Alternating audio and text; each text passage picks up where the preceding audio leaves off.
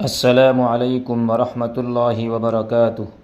امید ہے کہ آپ تمام حضرات خیریت سے ہوں گے۔ اللہ تعالی ہم سب کو ایسے ہی خوش رکھے۔ آپ تمام حضرات کی خدمت میں ایک اور ویڈیو لے کر حاضر ہوا ہوں۔ اب اس ویڈیو کو شروع کرتے ہیں۔ اگر کسی کو ڈائیابٹیز ہو اور بہت ہائی رہتی ہو، دن میں 3 وقت انجیکشن لینا پڑتا ہو، تو روزے میں کیا کرنا چاہیے؟ انجیکشن لینے سے روزہ نہیں ٹوٹتا، 3 مرتبہ نہیں 10 مرتبہ لینا پڑے، لیتا رہے۔ روزے میں انجیکشن لینے سے روزہ نہیں ٹوٹتا، لہذا اگر روزے میں انسولین لینا پڑے، انجیکشن لینا پڑے، روزے میں لے سکتے ہیں، کوئی حرج نہیں۔ دوسرا سوال جو انہوں نے نہیں کیا، وہ سوال یہ ہے کہ انجیکشن لینے سے کبھی شوگر لو ہو جاتی، تو گلوکوز کا بھی انجیکشن ملتا ہے، وہ بھی لا کر رکھو۔ اگر طبیعت خراب ہو ٹیسٹ کرو، معلوم لو ہوئی تو گلوکوز کا انجیکشن لے لو، وہ نارمل ہو جائے۔ یہ سوال کرنے والے نے سوال کیا ہے روزے سے بھاگنے کے لیے۔ یہ سوال کرنے والا ہے، اس کا مقصد ہے روزے سے بھاگنا۔ میرے بھائیوں، 2 باتیں یاد رکھو۔ روزے کے سلسلے میں غیر مسلم ڈاکٹروں کے قول کا کوئی اعتبار نہیں، شرعاً ان کے قول کا اعتبار نہیں ہے۔ انہوں نے کہا تمہیں ڈائیابٹیز سے روزہ مت رکھو اور تم نے مان لیا۔ غیر مسلم وہ کیا جانے روزہ کیا ہے، اس کی اہمیت کیا ہے، اس کے کس صورت میں اس کو نہ رکھنے کی اجازت ہے۔ وہ تو ہر ایک سے کہہ دے گا تمہیں یوں ہے ڈائیابٹیز روزہ مت رکھو۔ لہٰذا پہلا مسئلہ تو یاد رکھو، غیر مسلم کوئی غیر مسلم مسلمان غیر مسلم ڈاکٹر کا قول اس سلسلے میں معتبر نہیں ہے۔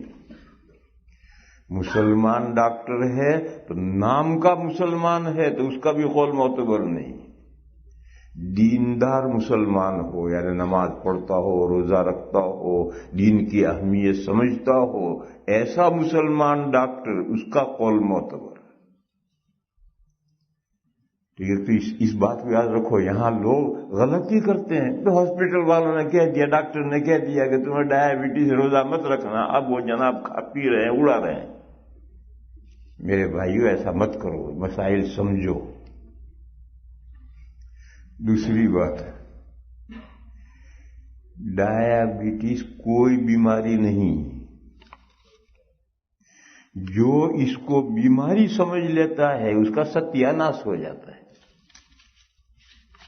یہ سمجھ لیجیے بھی اسے، ڈائیابٹیز کوئی بیماری نہیں، یہ ایک علت ہے جو لگ جاتی ہے۔ جیسے ایک آدمی کا مزاج ہے نزلوی، ذرا بے احتیاطی کرے گا نزلہ ہو جائے گا۔ ایک شخص کا مزاج ہے ریاحی، ذرا کھانے پینے میں غیر بے احتیاطی ہو گئی، پیٹ میں گیس شروع۔ یہ کوئی بیماری تھوڑی، تو علت ہے۔ جس شخص کو ریاحی تکلیف ہو جاتی ہے، اسے کھانے پینے میں بہت کیئرفل رہنا ہے۔ ایسی چیزیں جو پیٹ میں گیس پیدا کرے ایسی نہیں کھانا۔ بے احتیاطی کرے گا، اب پیٹ میں گیس ہو گئی، اب ہے بیماری۔ ایسے ایک آدمی کا نزلوی مزاج ہے، آئس کریم مت کھا، ٹھنڈا پانی مت پی، کھلی فضا میں مت سو، چاول کم کھا، کیلا مت کھا۔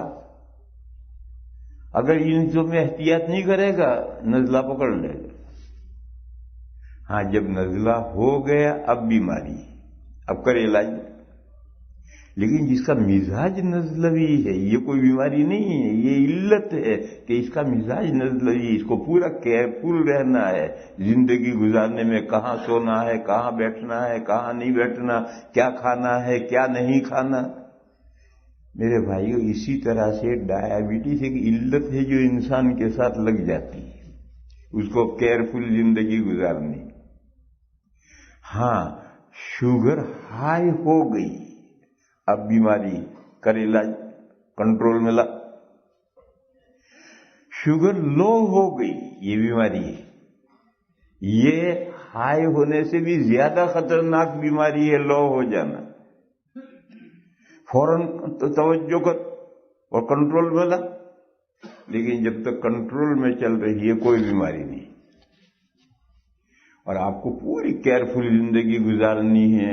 اگر واکنگ سے یا غذاؤں میں خیال کرنے سے کنٹرول میں رہتی ہے، شروع میں اتنا کافی ہو جاتا ہے، روزانہ چلو اتنا، اور کھانا چوتھائی پیٹ کھاؤ، پیٹ بھر کر کھانا مت کھاؤ جی، زیادہ سے زیادہ آدھا پیٹ کھانا کھاؤ چلو، اور کھانے میں وہ چیزیں جو جس میں شوگر ہے وہ مت کھاؤ یا کم کھاؤ۔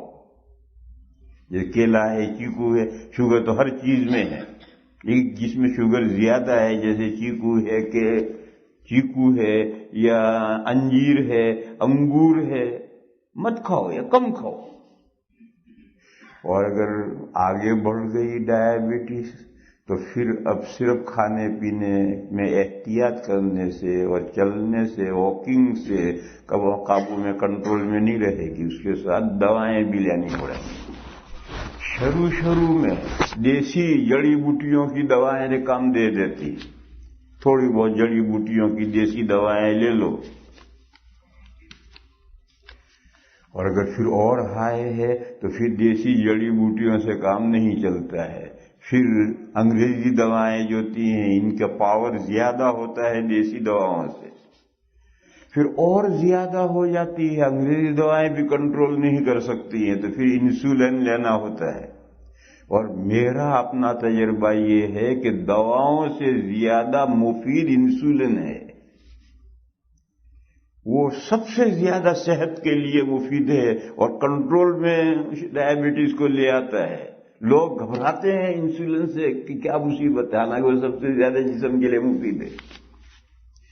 بہرحال کچھ بھی ترکیب کرو اسے کنٹرول میں رکھو، اور سب سے پہلی چیز چلنا، واکنگ، دوسری چیز کھانے پر کنٹرول، بھینس کی طرح مت کھاؤ، انسان کی طرح کھاؤ۔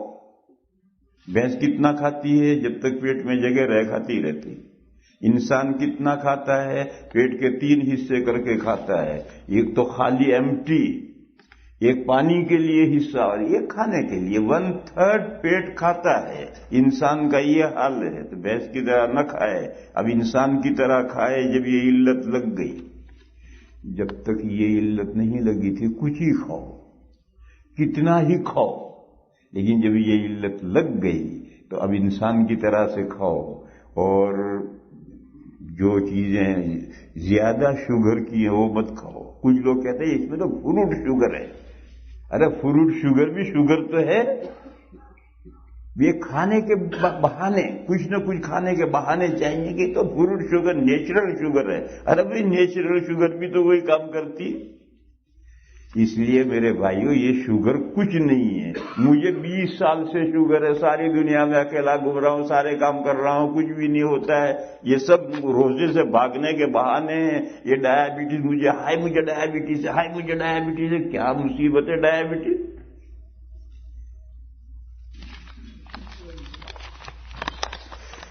سبحان اللہ۔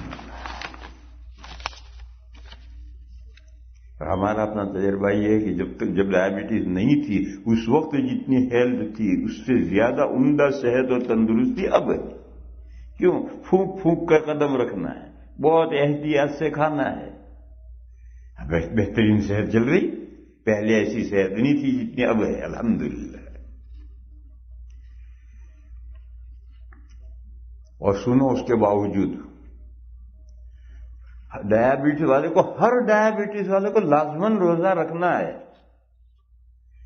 اور اگر اسے دوپہر کے بعد شام کو کوئی پریشانی کھڑی ہوئی، پہلے یہ گلوکوز کا انجیکشن نہیں تھا، تو دوپہر کے بعد لو ہو گئی تو परेशानी से। अब तो कुछ नहीं, अब तो ग्लूकोज का इंजेक्शन भी रखो, लो हो तो खट से वो इंजेक्शन ले लो, कंट्रोल में आ जाए।